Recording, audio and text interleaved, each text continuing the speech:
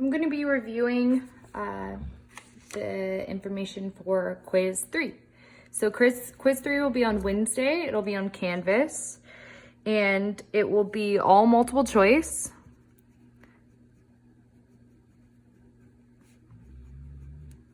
Just kind of FE style questions. There will be 4 multiple choice answers, A, B, C, and D, and you'll choose one.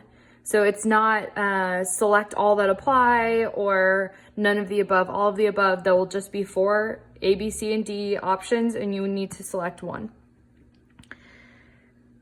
Half of it will be conceptual, so it's 10 questions in total. 5 questions will be conceptual, and 5 questions will be working.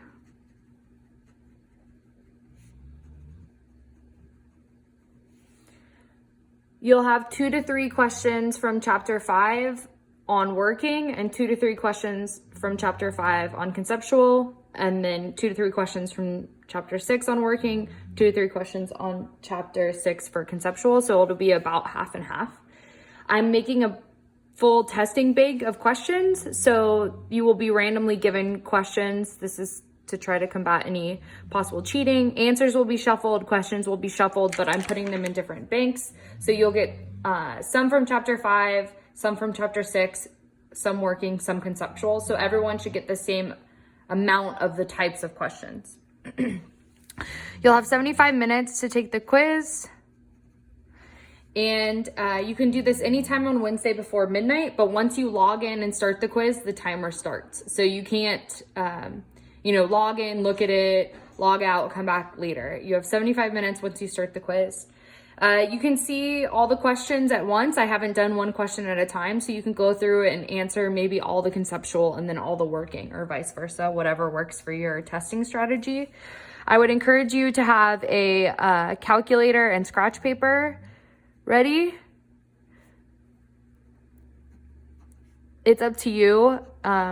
If you do, you won't be turning in your scratch paper or anything, but just to make the most out of your 75 minutes. This will be on chapter 5 and chapter 6.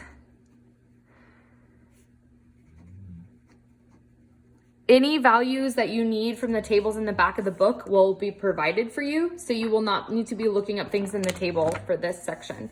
There are some questions where you need enthalpy or you need internal energy, and I've provided that in the question statement. So you'll only really need chapter 5 and chapter 6. And I would encourage you to review and have ready. Obviously, it's open note, open book, but there's a lot of information. So I would review homework 5, 6 answers in what you did, what your mistakes were. In-class activities under weeks 10, 11, and 12, I believe, are chapters 5 and 6.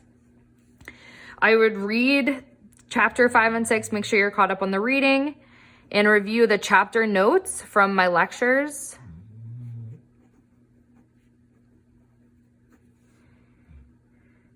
And then I'm going to go more into specific reviews right now. So for chapter 5,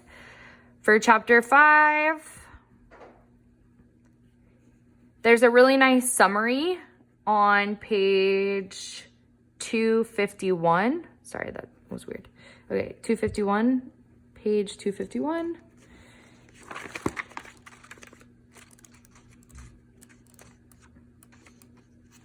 So 251, it starts the summary of these topics, and you'll see it goes through conservation of mass, fluid flow, energy equations, steady state equations.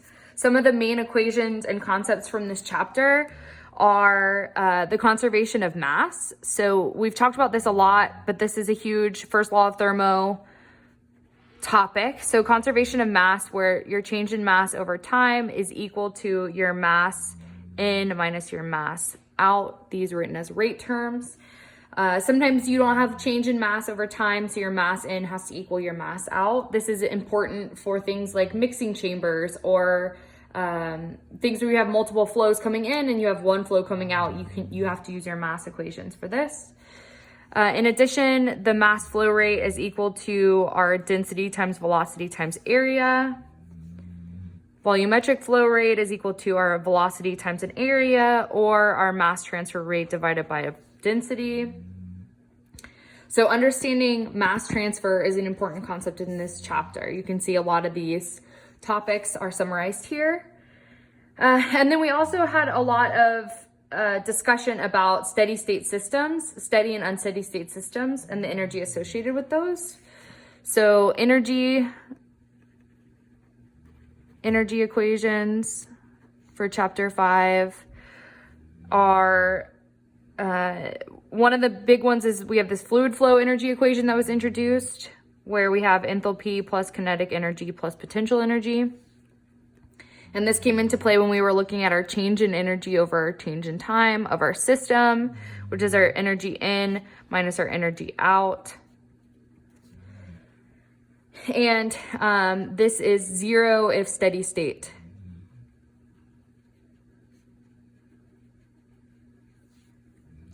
So on page 227 in the book,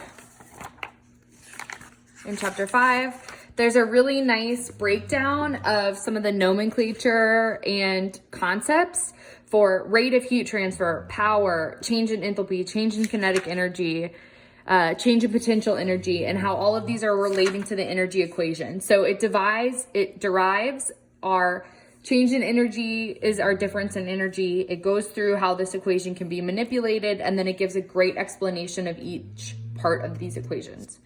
So I would encourage you to look at the information on page 227.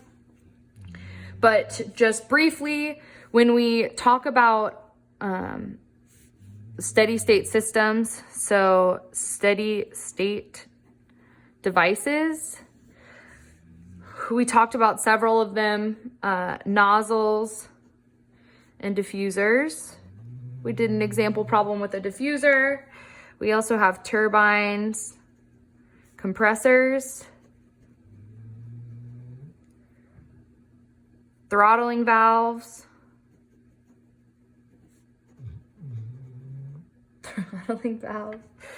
mixing chambers, heat exchangers,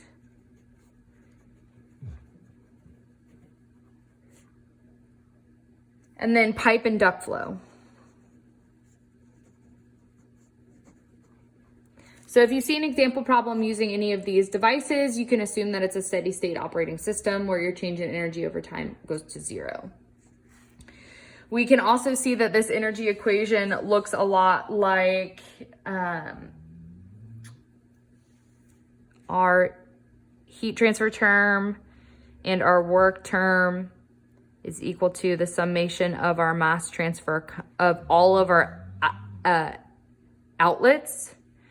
Mass transfer enthalpy plus velocity squared plus gz, and then this would be minus the summation of our incoming inlet valves. So these equations are still on page 227. I would just make sure that you can produce this equation yourself and then know when and why things will cancel out of this equation. As a note, also recall that enthalpy is equal to potential energy plus pressure times specific volume, or internal energy plus pressure divided by density, which is why sometimes our energy equation is put in terms of internal energy. All right, so this covers chapter 5 and things that I hope you feel very comfortable with and would review on your own. So I'll move to chapter 6.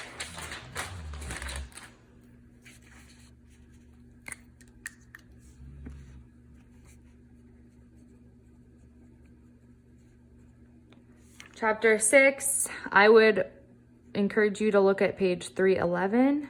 I also think the homework from chapter 6 is going to be probably the most helpful for chapter 6. Chapter 6 is a lot less straight energy, mass balance, thermal equations and a lot more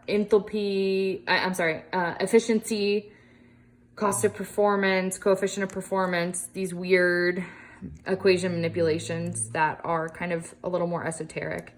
Ideal systems, max systems, these types of things. Okay, so on page 311,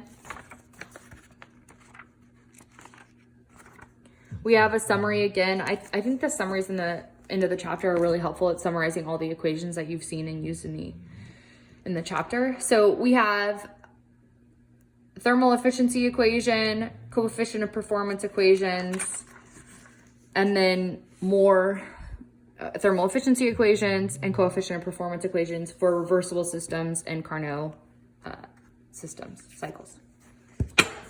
So for chapter 6, I would review the section on page 311.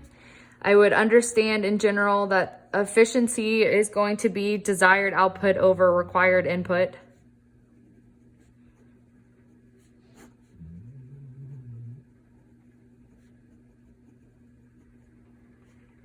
So as an example, for a heat engine, our thermal efficiency for this heat engine is going to be our work that's produced by the heat engine over our heat transfer from a high temperature source coming in. This is the example problem that I worked earlier where you're, an engineer for NASA. So this is the equation here. We also know that work out is going to be this heat transfer differential. So rearranging, we get 1 minus QL, I believe, over QH. So understanding efficiencies is a major part of this chapter. In addition, there are several coefficient of performance equations. And understanding what the coefficient of performance even is would be important. I would also be familiar with the terms perpetual motion machine and what is a perpetual motion machine. I would be familiar with the two statements, the Clausius statement and the Kelvin-Planck statement.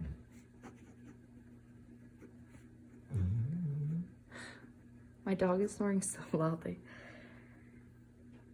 All right, and then reversible systems, irreversible systems, and more important, irreversibilities.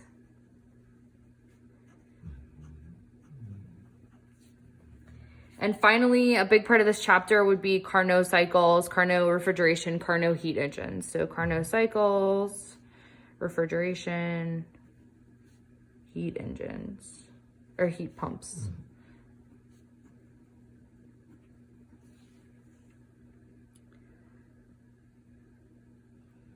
Recall for chapter 6 that we skipped the section on temperature scales, the thermodynamic temperature scale, section 6-9.